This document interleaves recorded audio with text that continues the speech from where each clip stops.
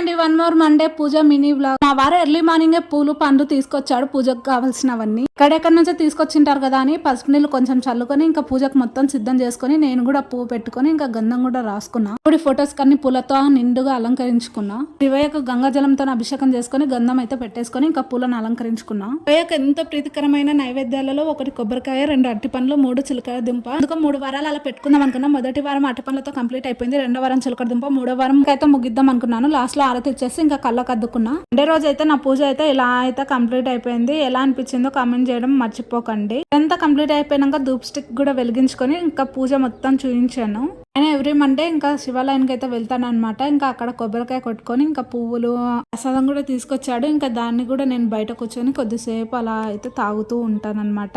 ఇదండి ఇవాళ వీడియో కనుక నచ్చితే తప్పకుండా like, share, comment and subscribe. ఓం నమః శివాయ. బాయ్ అండి.